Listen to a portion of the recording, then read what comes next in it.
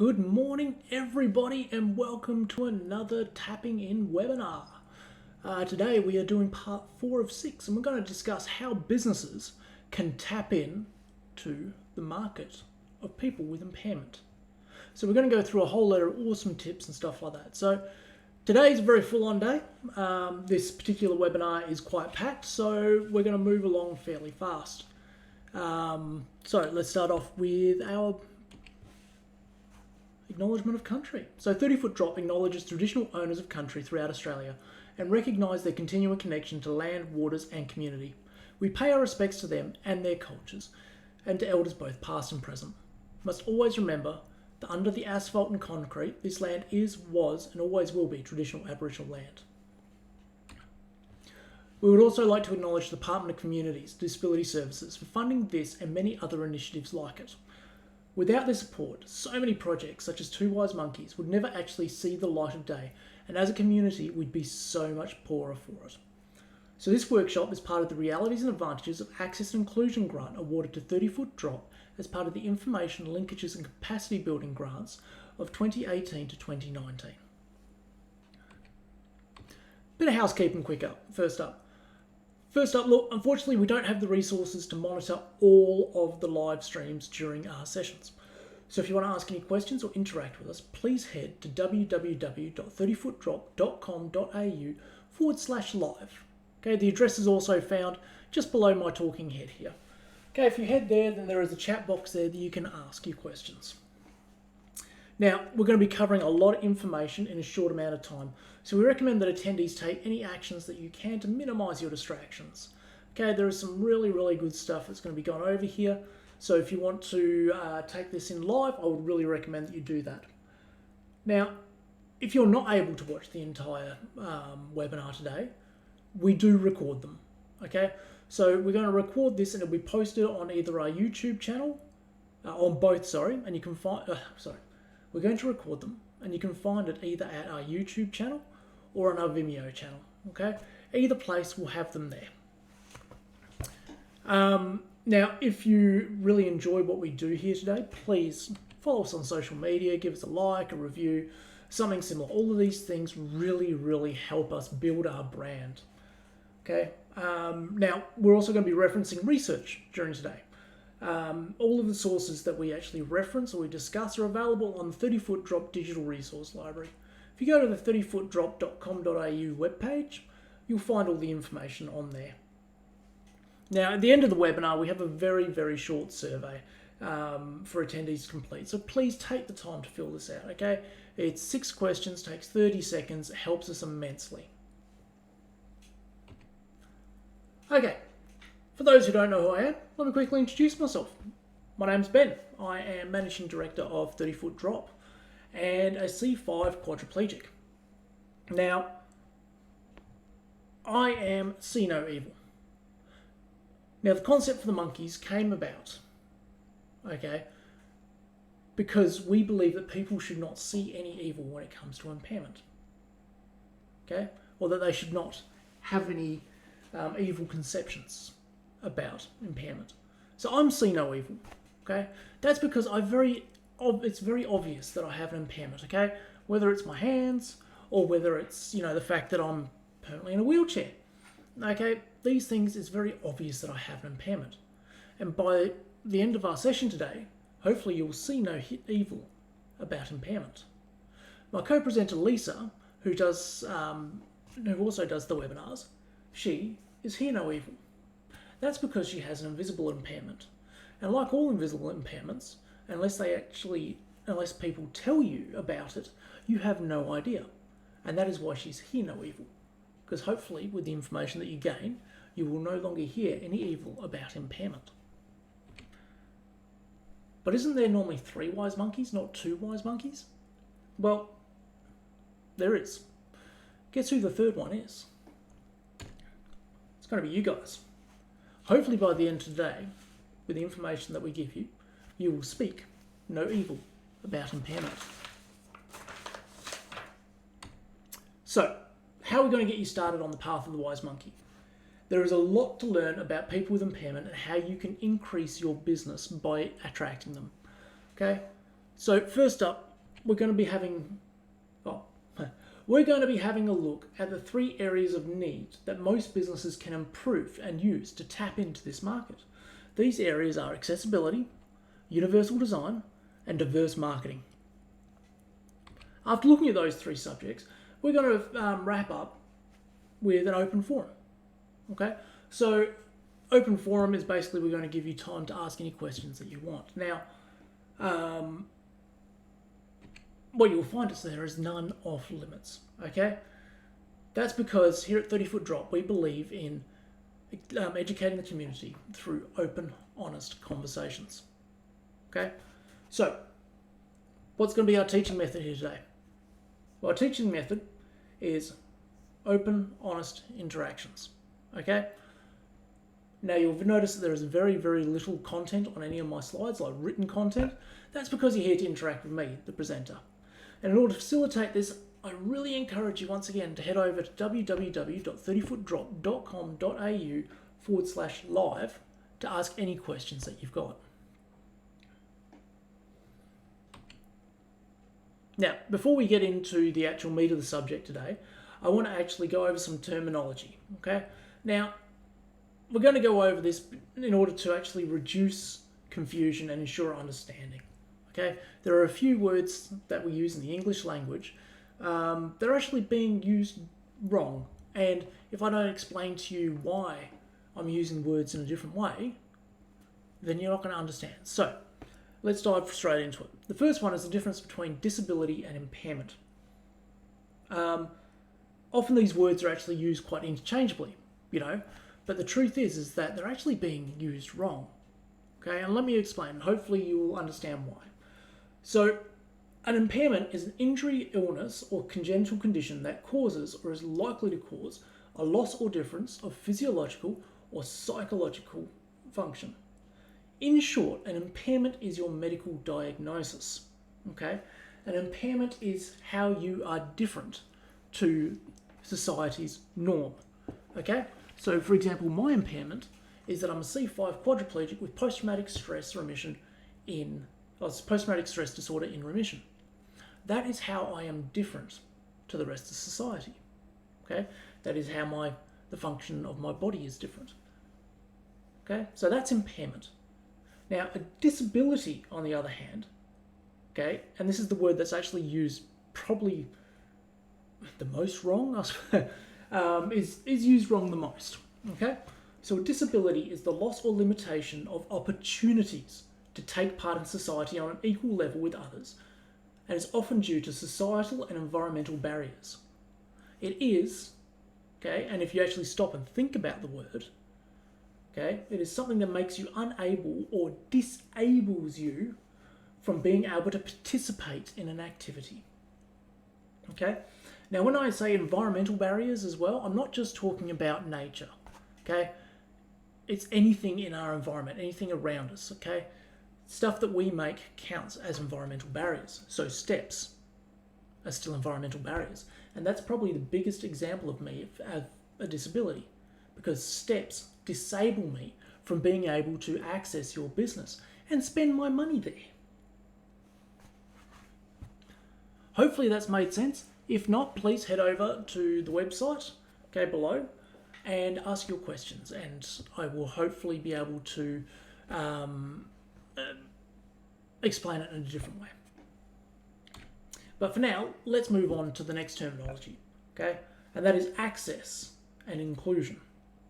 Now, access and inclusion are normally thought of as one homogeneous saying, or one homogeneous word that people think just means this one thing, but it's not. Access is very different to inclusion, okay? So let's start off with access. Access refers to the removal or reduction of barriers, both physical and attitudinal, to participation in the activities and function of a community, okay? At its core, access focuses a lot on the physical world around us and is very easily assessed through checklists. There are Australian standards that are available.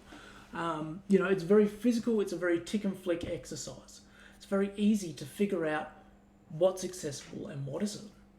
As a result of the ease of being able to assess this, so many businesses and organisations out there only focus on access. Okay? Now, don't get me wrong, access is important, but it shouldn't be focused on to the exclusion of the next word, and that is inclusion. Okay? Now, inclusion is more a psychological state of being. It's the process whereby every person who wishes to can participate fully in all aspects of the activity or service in the same way as any other member of the community. Okay? So, as I said, it's a psychological state of being. It's knowing, so as a person with impairment, inclusion to me means going to a place and knowing that my opinions are taken seriously. Knowing that my thoughts and feelings are not just disregarded. Okay? Inclusion is being felt included. It feels like you're part of the community. It feels like you're part of something bigger than the individual. That's what inclusion means. Okay? And now inclusion as well, another mistake that a lot of people are starting to make is that inclusion is not just about impairment. Okay? It's not just about this part of the community. Inclusion actually includes everybody. Okay? So when I say that inclusion is the process whereby every person who wishes to can participate fully, when I say every person, I am meaning this is irrespective of age, impairment, gender, religion, sexual preference, nationality. That's what inclusion is when everybody feels included. Hopefully that's all made sense. As I've said, if it doesn't, please head across to 30footdrop.com.au/live, okay, and ask any questions that you've got there.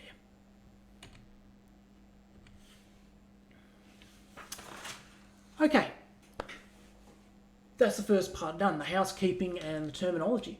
So let's get into the really good stuff, okay? Let's have a look at how you as a business or organisation can tap into the market segment of people with impairment. Okay? Now, as I mentioned, there are 3 strategies that businesses can use to tap into this market. Okay? These are accessibility, universal design, and marketing. Okay? Now, each of these 3, you can use them individually if you want. But, like all good business plans, if you want maximum bang for your buck, you should use all 3 concurrently. Okay? So, let's dive into the first subject, and that is accessibility. Now, what do you think of when people talk about accessibility? Okay? A lot of people, when they think about accessibility, they immediately go to the idea of wheelchair ramps, ACROD spots, or the accessibility parking spots, doorway widths, the toilets. Okay? Now, these are all really important parts of accessibility, but it is only a fraction of what accessibility actually is when you're looking at people with impairment. Okay? There is so much more that gets overlooked. Okay? So, I've picked out 6 here that we're going to focus on today. So, the first one we're going to look at is information. Okay? As a business, you need to make your information accessible. Okay? Every business, you have information, whether it be about your products and services, your location, what you can do, whether you can do custom work, how much it's going to cost. All of this information is out there. Now, what's really important is that you don't make assumptions about how people can receive or communicate information back to you. Okay? The best approach is to make sure that all your important information about your business or organisation is available to consumers in a variety of formats. Okay? This is especially important in this modern day, where information is being accessed more and more through different formats such as the internet, through social media. Okay? And making sure that the information on those sites is not just available in one format is hugely, hugely important. Okay? Because there are impairments out there that actually restrict how people can receive and send their information. So, to ensure that key information is accessible to as many people with impairment as possible, I've got a few options here for you, okay?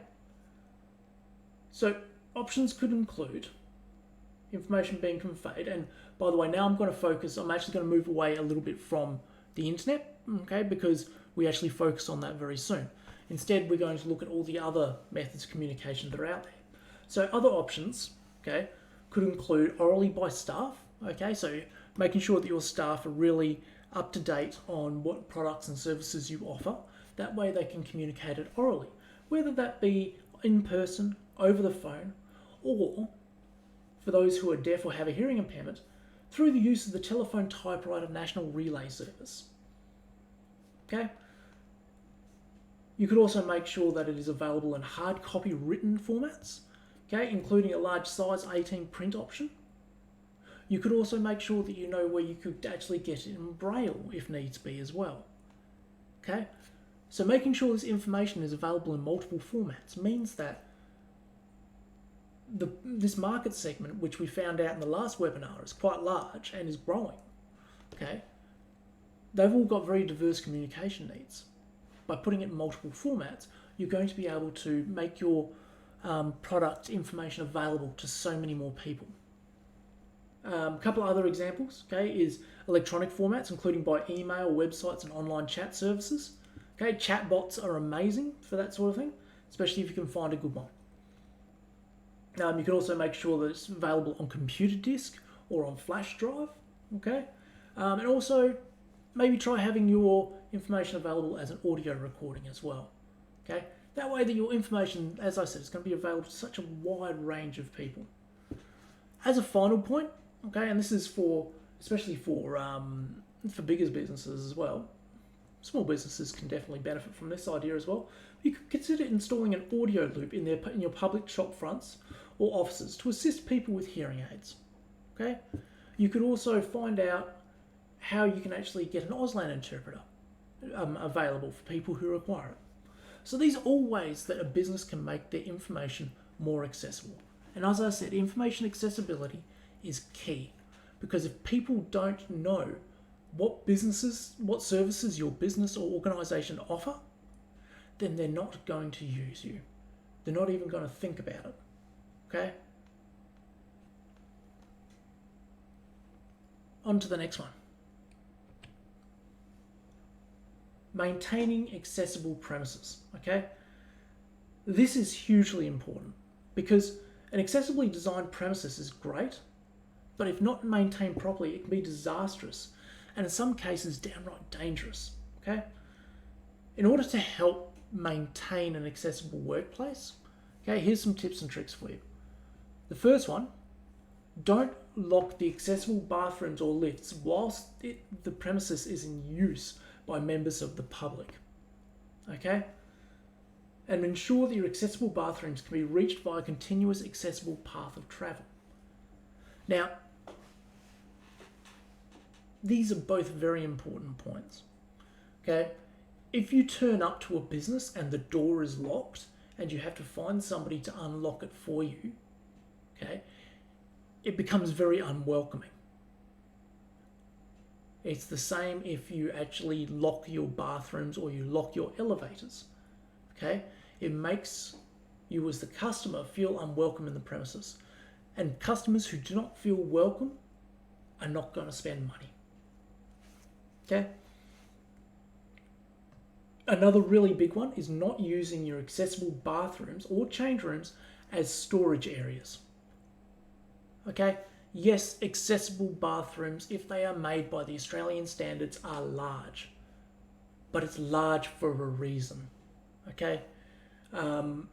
This extra room is required to make sure that most people can use it.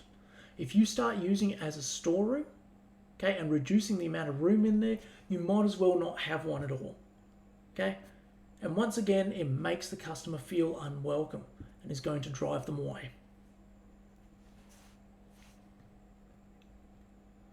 Another issue to be aware of is construction of temporary displays in your shop, okay? You should make sure that any temporary displays or stacking goods does not obstruct aisles or paths of travel, okay? You should just make sure that there's always a continuous accessible path of travel all the way through. Once again, if you're going to make it hard for your customers to actually access your store, they're not going to turn up. Okay? They're going to go somewhere else. Making sure that it's open and that it's easy to get through, that it's not locked, is essential. Okay? If you're ever doing a fit out or you're rearranging your storefront, okay, make sure that any of the new fit out in that, make sure that things like your counter heights, lift buttons, FPOS facilities, door handles, and other items like that are within reach of a person using a wheelchair or someone of short stature. Okay? Once again, if things are up really high, it makes you feel unwelcome, you're going to leave.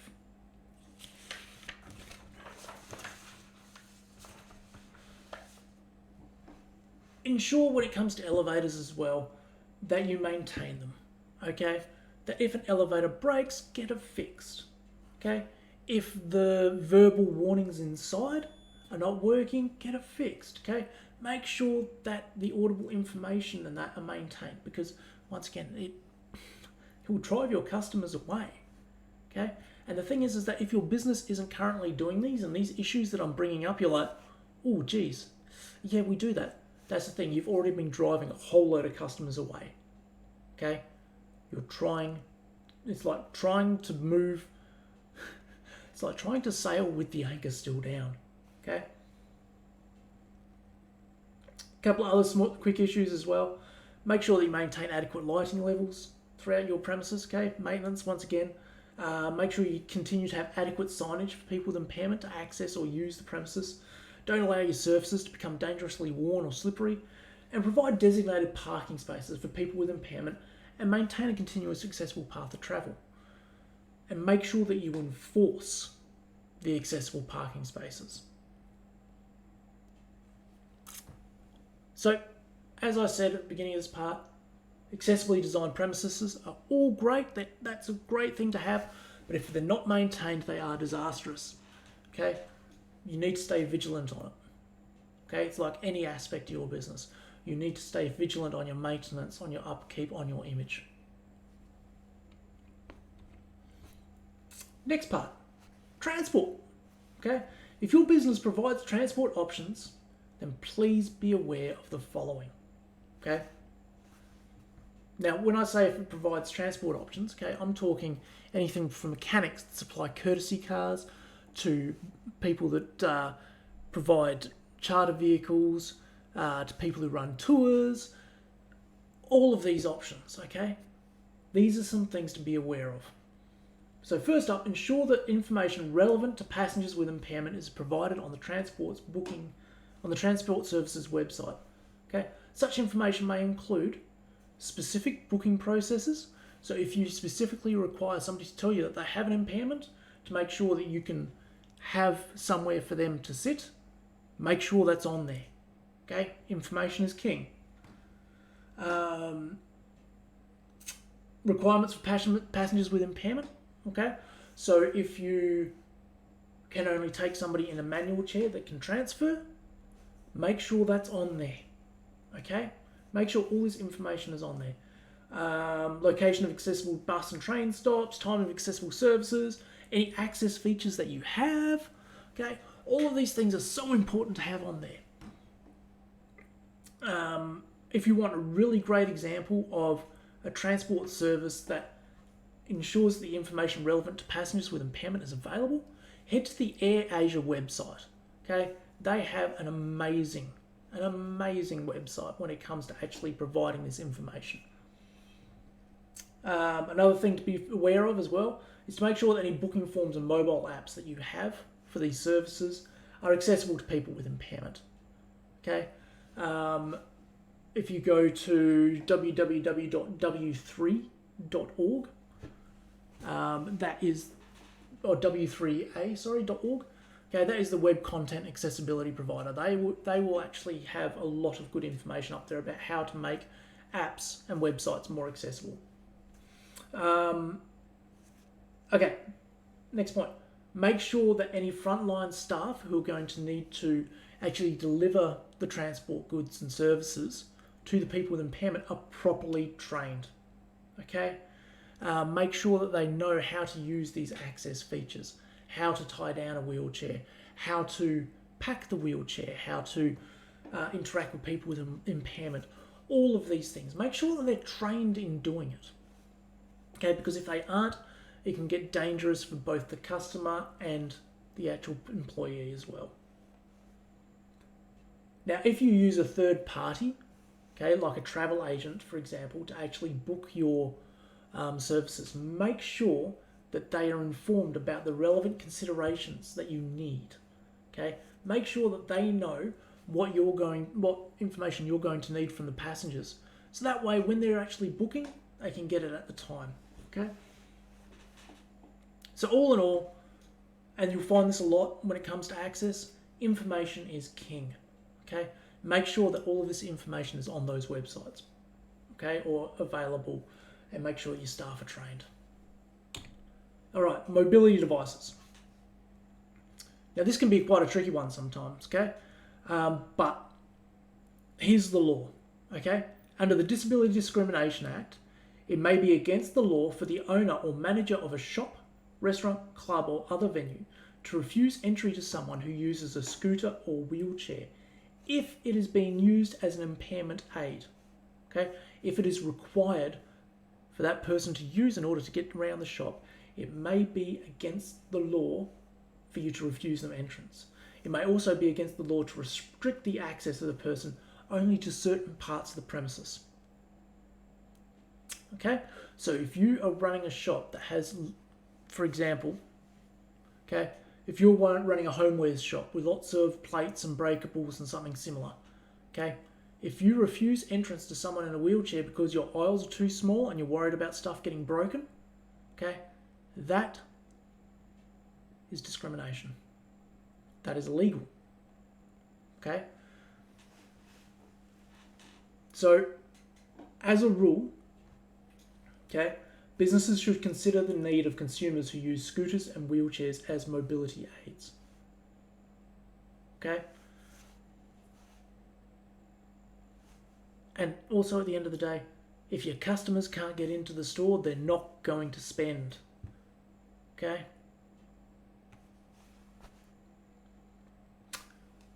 And as a last point on that as well, actually no, don't worry, that gets covered later. Now the other part with mobility aids is assistance animals. Okay? Now, as a business owner, you need to be aware that a guide dog is only one such form of assistance animal. Okay? They come in so many different types and for so many different conditions. Okay? If you're unsure if an animal is an assistance animal, the law says it's okay to ask the person with the impairment to provide some sort of evidence that the animal is an assistance animal and has been trained to meet the standards required, standards of hygiene and behaviour appropriate for an animal in a public place. Okay? And the person who has the assistance animal, they need to carry that information on them anyway. Okay? Having assistance animals is hard. They require recertification every year. Okay? It's a huge commitment, but the person will have this information on them.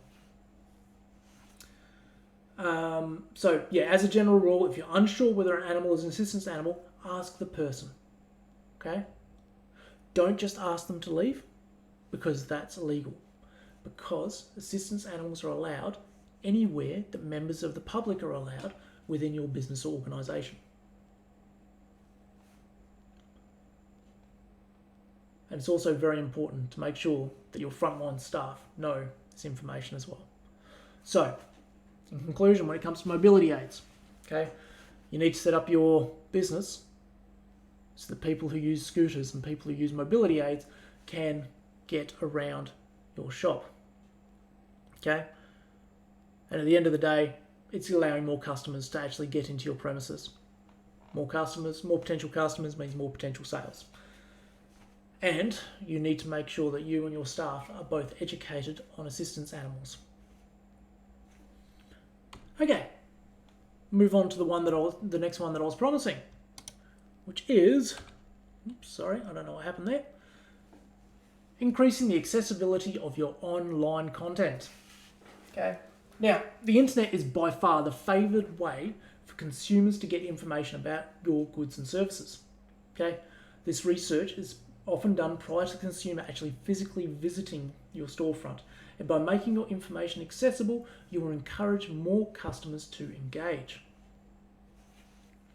Okay, the following are guidelines to keep in mind when designing your online content. Okay, now, as I said before, if you look up the Web Content Accessibility Guide, a lot of this information will be there, but I'm going to run through some very simple ones to think about. Okay, so the first one, on your website, if you have material that is presented in only an image-based format, such as a GIF or a TIFF, it will not be accessible to screen readers. Okay, screen readers are a device that people with impairment use to actually read the information out loud, the information on the screen out loud to them. Okay, it picks up the words and reads them. It cannot pick up a GIF or a TIFF. Okay, and on top of that, it won't be able to pick up words on a photograph as well. Okay, so if you have PDF scanned documents up there of menus, etc., there's a good chance the screen readers won't be able to actually read that. Okay, so in order to get past that, make sure that any information is available in a text format. Make sure that you use plain fonts that are easy to read. Okay, avoid fonts that are decorative or overly stylized.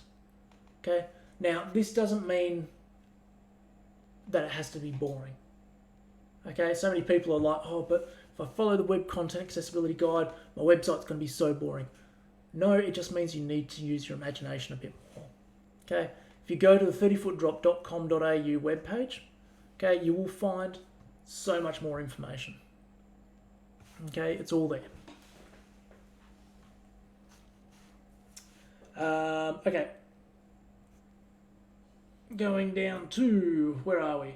Make sure that there's enough contrast between your foreground text and your background colours so that text is easy to read.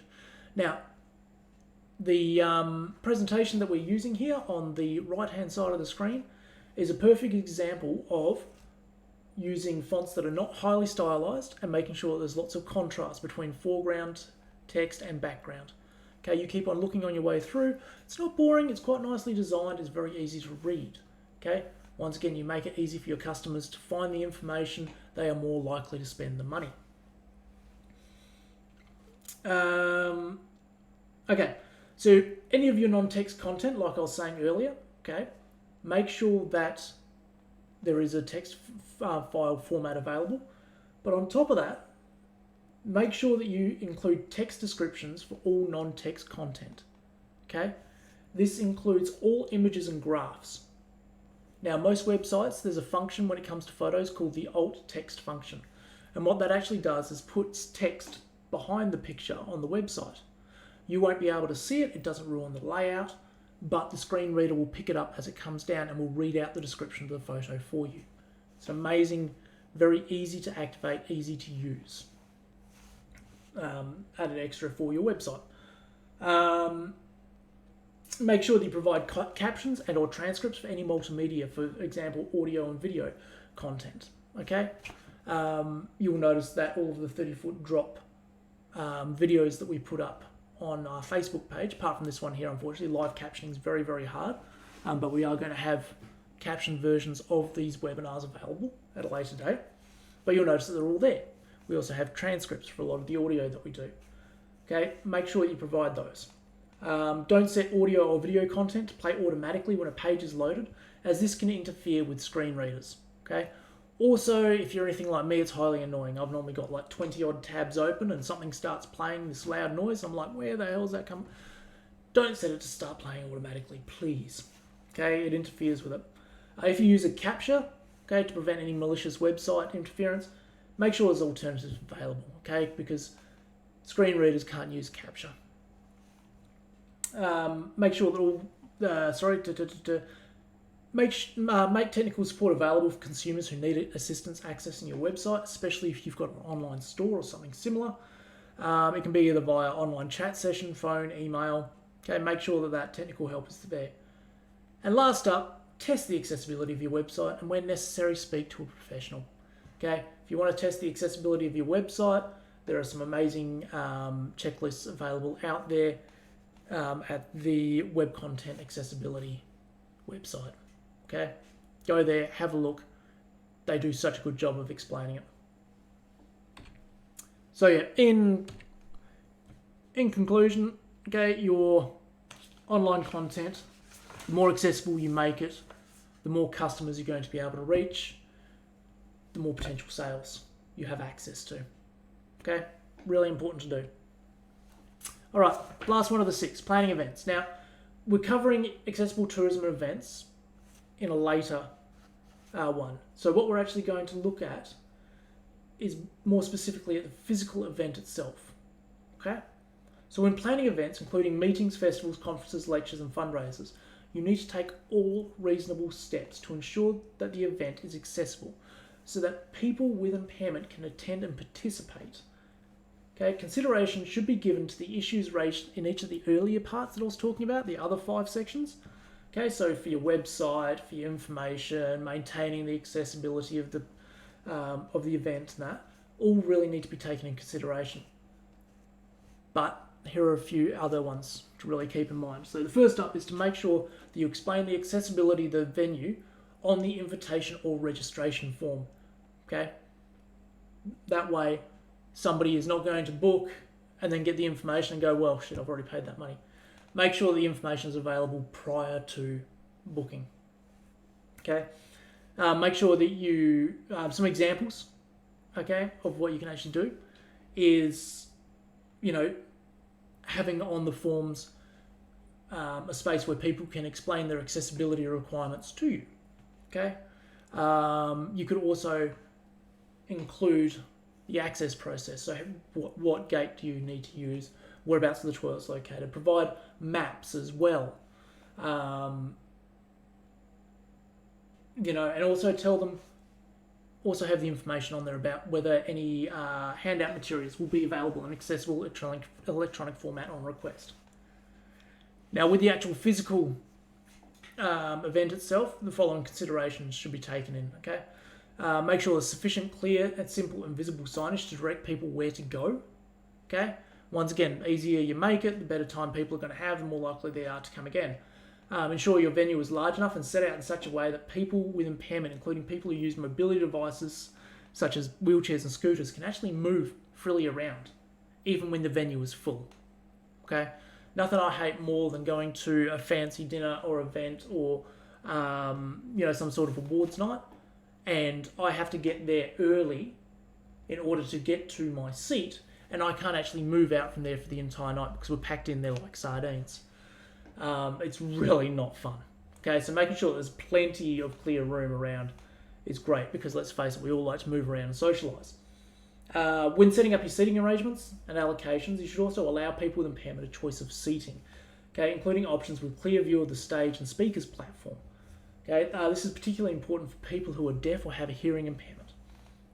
Okay, if you're having speakers at your event, make sure that they're aware that if they're using PowerPoint slides or videos in the presentations, they'll need to provide the same information in a format that is accessible for people who have vision or hearing impairments. Some examples of things that they could do is provide an oral description of the PowerPoint slides, provide hard copy, electronic and or audio copies of the materials ahead of time, or use captioning and Auslan interpretation, okay, during the actual event itself. It's also very important that you brief your venue and registration staff about their responsibility to avoid discriminating against people with impairment and about any access issues such as allowing people using assistance animals into the venue. Okay? Basically, you need to brief your staff. Normally, you've got a pre-event briefing anyway. Okay? Put the information in there. Okay? And the final point, okay, is that what I found works really well is if you give a specific staff member responsibility for addressing any accessibility issues that arise during the day. Okay? Make sure that all your staff are also aware of who this is. This will actually allow for swift resolution of any issues that arise throughout the day. Okay? So, hopefully everybody's found that interesting. Okay? And that is the first part around accessibility. Now, if you have any questions about what we've talked about, please head to www.30footdrop.com.au/live and ask your questions in there. If not, and you're happy watching in whatever format you're watching in, that is absolutely amazing. Okay, but like I said, hopefully that's made sense. Let's move on to universal design. Now, I'm going to speed this up a little bit because I've just realised that I have sort of meandered a little bit during that. So, what is universal design? All of those tips that I gave before, okay, about accessibility, they're great, okay? But what is even better than a solution, okay? Prevention is always better than fixing. Prevention is always better than problem. So if the problem didn't exist in the first place, it's brilliant. And universal design is a great way to make your organisation amazingly accessible, and it's cheaper, faster, and visually more appealing than fixing it after. Okay? So, universal design, okay, is the design and composition of an environment so that everyone can, to the greatest extent possible, okay, and this is everybody regardless of age, size, and ability, okay, it is about making sure that they can access the environment, that they can understand the environment, and that they can inclusively use the environment. Okay? So there's those words, access and inclusion. Okay? Access, so they can physically get into the environment. Okay? And inclusively, so that they feel like they're part of what's going on around them. Okay? In short, it is when society designs with everybody in mind. Okay, now, staff at all levels can actually contribute to universal design. This is not just something for your, for the people at a high level. Everybody can contribute to universal design, from small changes on a single product or service, all the way up to designing a holistic experience for all customers. Okay? Now, why? Why would you universally design? What's in it for you as a business? Okay? Why would you do it as a business? Well, there's a really good business case for universal design. Okay, it is so much more than catering for customers with a disability or impairment. Okay, and it can have the following business benefits. The first one is increased market reach. Okay, a universally designed product will be usable, accessible, and appealing to a wider customer base. Wider customer base means more potential sales. Okay, it can also have an enhanced customer satisfaction and retention rate. Okay, a satisfied customer will tell other people about the product, service, or environment, therefore increasing awareness and potentially creating new custom. Okay, you can also have market crossover success. So products that are aimed at a specific target group can sometimes generate interest and demand from unforeseen markets.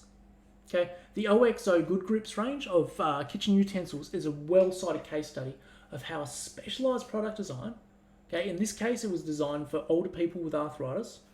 Okay, it can then generate widespread demand.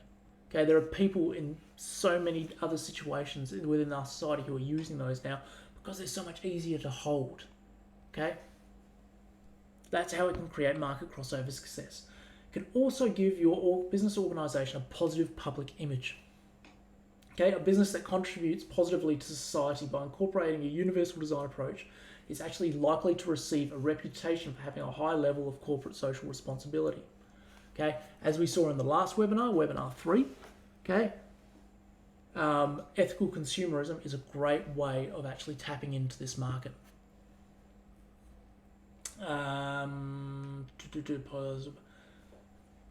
Increased customer expectation. Okay, in recent decades, the voice of the general public has become much more prominent and influential. Okay, universal design enables companies to design products and services that are actually more likely to closely match customer expectations and needs. Okay, speaks for itself. And lastly is the acceptance of first use. Okay, a consumer forms an opinion about a product at first use or even first sight. Okay, a recent study actually suggested that internet users take less than 1/20th of a second to judge the visual appeal of a website they have visited. Okay, if first impression is negative, a consumer is not likely to pay for a product. If the product is simple, clear, easy to access, easy to use, a consumer will be more likely to proceed with this transaction. Okay? Universal design helps with that acceptance of first use. So that's why, as a business, universal design makes sense. Now, how do you go about it? Okay? When it comes to universally designed for people with impairment, the most effective way is collaboration. That is the most effective way to achieve universal design. Okay? So if you collaborate with and employ people with impairment, they can guide the process with their lived experience. Okay, there are also 7 principles to note when striving for universal design. Okay?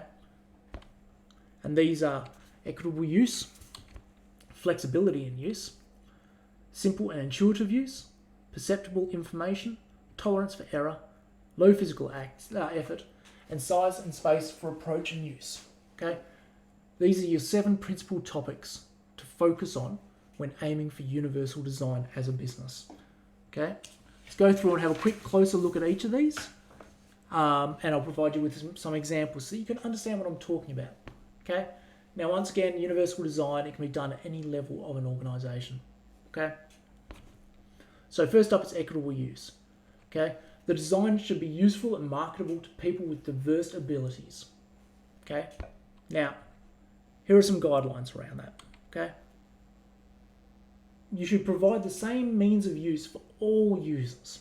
Okay? Identical whenever possible and equivalent when not.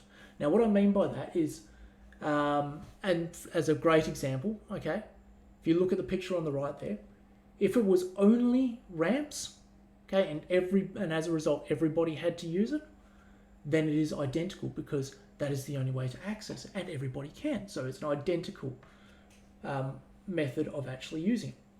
But if you have ramps and stairs, it's equivalent. Okay? Next guideline, you should make sure that you avoid segregating or stigmatizing any users. Okay, so for example, and this has happened to me personally, wheelchair access only through the kitchen. Okay? That makes you feel great. we don't want your type coming in through the front, you can only come through the back. Okay, so you should always make sure you avoid segregating or stigmatizing any users. And make sure that there are provisions for privacy, security, and safety. And make sure they're equally available to all users. Okay, and you should make sure that the design is appealing to all users. Okay, so that is principle topic 1, equitable use. Okay, design the product so that everybody can use it in the same way. Okay, look at the OXO good grips as well. Okay, everybody can use those in the same way. Next principle, okay, flexibility in use. Okay, the design should accommodate a wide range of individual preferences and abilities. A great example of this, okay, particular one, is the use of flashing lights and sirens or beeping sounds in a warning or emergency situation. Okay, that means that the information is being given both visually and auditory, and it allows a wider range of people to actually access that information, to know what's happening. If you only use one or the other, somebody who has an impairment to that particular sense may end up in a situation that's deadly. Okay, so some guidelines around this. Okay, so straight up, provide choice in the methods of use. Okay, so like I said, make it so it can be used in multiple different ways and people can choose the method. A simple one, okay, accommodating right-hand or left-handed access and use. Okay, facilitate the user's accuracy and precision, and provide adaptability to the user's pace. Okay, all of these things, once again, you're making it so that a wider range of people can use it. Principle number 3, simple and intuitive use. The use of design is easy to understand regardless of the user's experience, knowledge, language skills, or current concentration level. For example, the universal male-female symbols on bathroom doors are so much easier to understand and intuitive compared to stylized script. Okay? And that is how universal design works. You're putting something together that is going to be used or understood by the most people possible. Okay? So here's some guidelines around this. So first up, you need to make sure that you eliminate any unnecessary complexity. Okay? You need to make sure that your product is consistent with users' expectations and intuition. You should make sure that you accommodate a wide range of literacy and language skills. And you should arrange information consistent with its importance. Okay? So you always put the most important thing first and then work your way down. Okay? That is consistent with what we're expecting, that's intuitive, and it's consistent with its importance. And lastly, you need to provide effective prompting and feedback during and after task completion. Okay, so for example, when it comes to the male-female toilet signs, you normally have signage leading up to it and then signage inside as well. And that is prompting and feedback to let you know, yes, you have come through the right door. Principle number 4, perceptible information. Now, the design should communicate necessary information effectively to the user regardless of ambient conditions, okay, or their sensory limitations. Okay, the example on the left is is really good for that. So this is a tactile ground sensor indicator. They're used to both visually and physically identify to people that there is a hazard coming up. Okay, so they're using different modes. So not only is the color contrast there, but there's also the physical bumps and tactile there. You know, to make sure that there is more than one way of communicating the information. Adequate contrast between essential information and its surroundings, okay, and the legibility of essential information is maximised. Okay, so that's the principle 4. Principle 5, tolerance for error.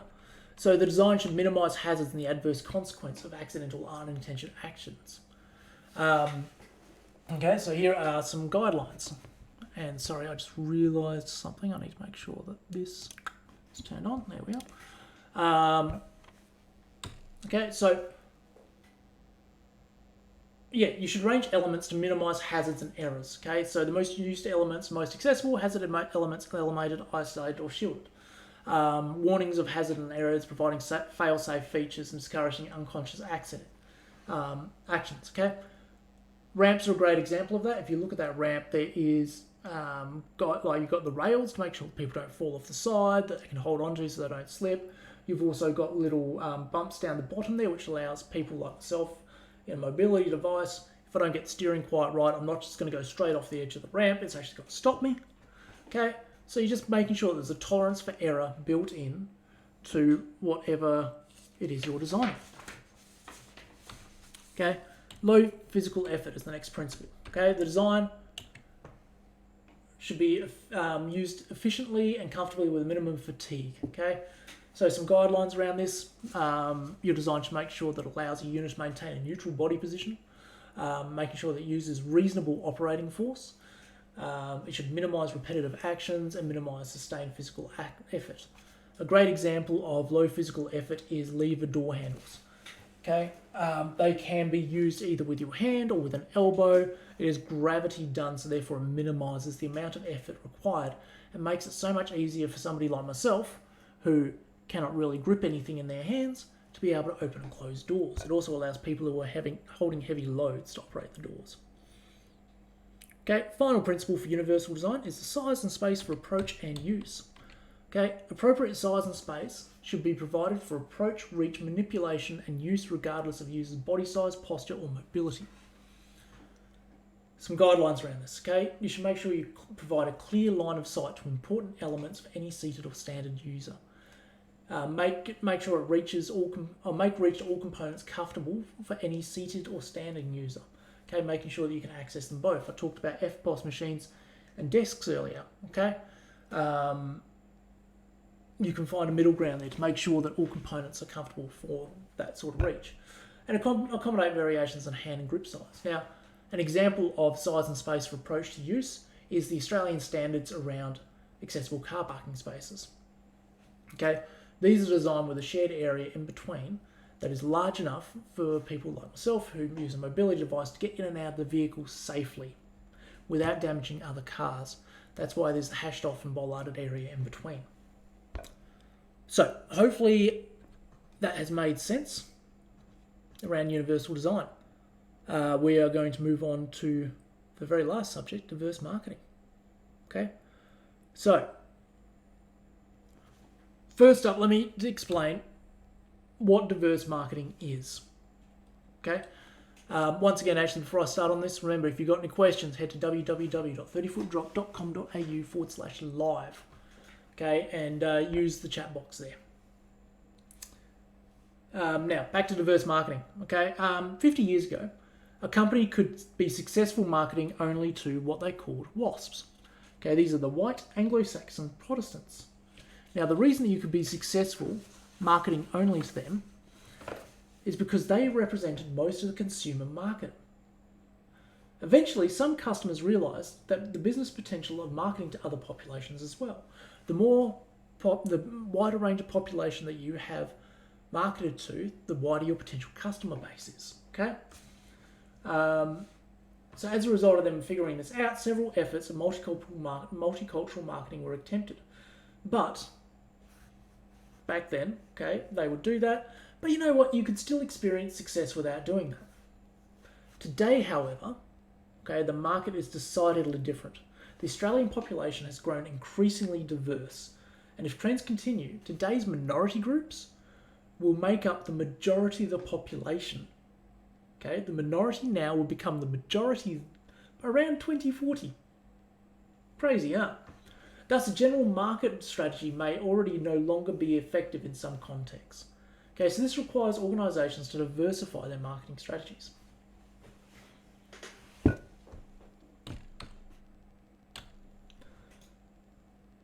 Now, when you diversify your marketing strategies, you need to keep in mind the following, okay? And that is that customers in different cultures have different values, experiences, expectations, and ways of interacting. Okay? Even within a culture, such differences will be apparent between different subgroups. Not just ethnicity, okay? But also age, gender, profession, religion, family size, physical environment, impairment, and so much more. Okay? Now, diversity marketing or diverse marketing involves acknowledging that marketing and advertising must offer alternative ways of communicating to these diverse groups. And with that knowledge, diverse marketers aim to develop a mix of communication methods in order to reach people in each of the diverse market groups present. Okay? So, why as a business would you diversely market? Well, here we go. Okay? Diverse marketing is, first up, essential. Okay? Marketing is the process of how a business, product, or service promotes its key features and benefits to its customers. Okay? Which ultimately generates sales for the business by satisfying the customer's needs. Okay? So first up, diverse marketing is essential because you're going to be bringing more customers in. Secondly, diverse marketing is powerful. Okay? On average, we're exposed to around 5,000 ads per day, ranging from TV and print all the way down to branding and sponsorship. Okay? Advertising is everywhere, and it continues to be a powerful medium for persuasion and changing attitudes. Okay?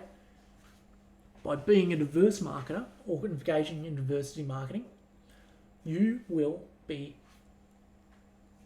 accessing and persuading such a wider market because you're actually communicating with them and connecting with them. And that's the last point, connection. By representing people with impairment in their advertisement, companies connect much more strongly with those customers, okay, as well as their families and friends. And on top of that, lastly, it also demonstrates support for human diversity in a broader sense and goes back into the ethical marketing. So, when it comes to diverse marketing, okay, there are three main ways. Okay, these are inclusive marketing, thematic marketing, and pride marketing. Okay, so let's start off having a quick look at inclusive marketing. Now, this method of marketing, of diverse marketing, does not actually emphasize impairment, but rather naturalizes it by incorporating people with an impairment in images and messages, incidentally, as part of the general community. Okay? Basically, it is just another customer enjoying your product who just happens to have an impairment. So how was the big wedding? Oh, haven't you heard? So it's at the end of the night, everyone's on the dance floor really getting into it, you know? Yeah, you are. And say, this is my left wheel, and this is the bride's foot. Yeah. Bush. How awful. Well, it wasn't all bad. I left with the best man's number. You are terrible. Guilty. So that particular Maltesers ad is a great example of diversity marketing. It really is just another person using Maltesers, eating Maltesers. It's brilliant. So, the advantage of this method, okay, is it presents little risk of criticism for what they're calling disability opportunism. It has broader economic and social potential and is more easily incorporated into a lot of businesses' current marketing strategies. Okay, large businesses such as Kmart, Target, and Mars Chocolate, okay, which is Maltesers, okay, they've made use of this methods, and results from that have been amazing. Okay, they absolutely blew away their aims when it came to what they were looking for. So that is inclusive marketing. Okay, like I said, just another customer using your product. The next one is thematic marketing. Now, instead of being a natural part of the marketing, okay, thematic advertising focuses more on the impairment itself, okay, usually conveying an explicit message or comment about impairment. So here's an example. I can boost your profits. I can deliver fantastic service. I can maintain your garden. I can maintain your fleet. I can manage your finances. I can be a loyal and productive employee But I can't put my abilities to work. if I'm not given the opportunity. If you don't recognise my abilities, If you don't have an open mind, If you don't employ me, So So, as you can see, it focuses a lot on the impairment itself. Now, it's maybe helpful in showcasing products or services that are specific to impairment, okay? And it can be done well, if done properly. But many companies are actually very reluctant to consider thematic marketing about impairment, fearing that they will get it wrong, okay, and cause offence. I have some advice coming up very soon about that can actually really help, okay? But for now, we'll look at the final one, and that's pride marketing, okay? Pride marketing is basically about focusing on promoting on what you have in place already, because most businesses already have various impairment-related policies and procedures. Things like accepting the companion card or offering additional help for people who can't fill out forms, and so much more. And these are all amazing initiatives and would sway a potential customer with impairment to use your business. The problem is that nobody knows about it because you're not being proud about it. You're not telling people about it, okay? By showing pride in your measures, celebrating any changes and acknowledging shortcomings, you're actually demonstrating awareness of the issues, okay? So, this article here, okay, Geraldton, they have an amazing foreshore, but their biggest downfall was the fact that there was no access to the beach for people who use mobility devices. They made it very public and they made a whole campaign about it, okay? And the advertising as a result was amazing, okay? So if an access issue has come up in your business, okay, and it's come to your attention, think about using social media to acknowledge it and keep people up to date with the progress, okay? This sort of knowledge is so encouraging for people with impairment, and you'll build anticipation about being able to use your goods and services through doing that. Okay? So, those are some diverse marketing ideas. Now, here's some pitfalls and some advice along the way. Okay? First up, all ads involving people with impairment should be created in consultation with people with impairment. Okay, this will ensure that the messaging will be consistent with your intent. Okay, so when I said before about the thematic marketing, okay, that ad was created in very close consultation with lots of people with impairment, which is why the message came across so well. It was very effective. Okay, that's what you should do. You should make sure that all of the ads are created in consultation.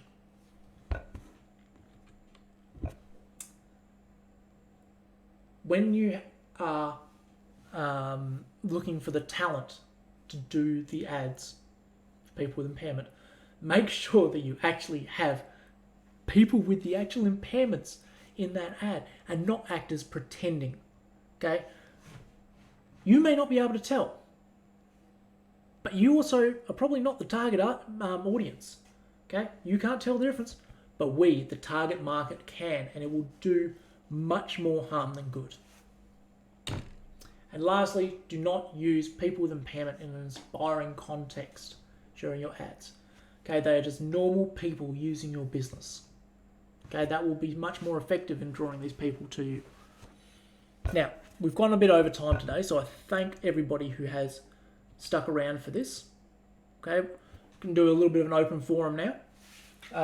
So what this is I'm going to give you guys about 5 minutes to ask any questions that you want in the chat on our webpage. So if you have any questions, please head to www.30footdrop.com.au/live, okay, and use the chat box there to ask any questions that you have. So I'll give you guys about 5 minutes to do that, okay, and then I'll come back and wrap up. Now, if you're not hanging around for the rest after this because you have no questions, okay, thank you very much for coming. Please, please, please, can you do our survey? Okay, as I said at the beginning, it is 6 questions, 30 seconds. If you head to the 30 Foot Drop live page and you scroll down to the bottom there, okay, it is webinar number 4, survey. Okay, that's the one you need to go to. Fill that out, 6 questions, 30 seconds, helps us immensely. But for now, I will give you guys a bit of time to ask your questions. So I will come back at, we'll go 12 past 12 and I'll answer all your questions. See you in a sec.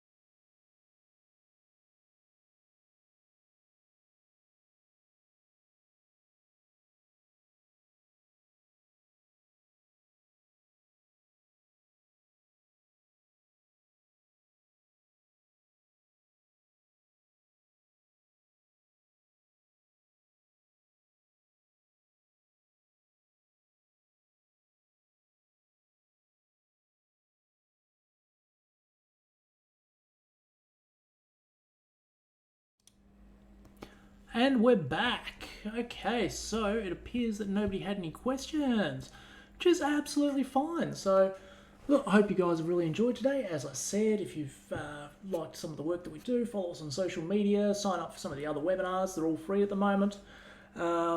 Please take the time to do the survey found at the bottom of the 30 Foot Drop Live webpage. 30 seconds, 6 questions, helps immensely. But yeah, look, so we have another session tonight run by Lisa, and tomorrow we're going to start looking at accessible tourism and events. So until tomorrow, look after yourselves, look after each other, and catch you next time.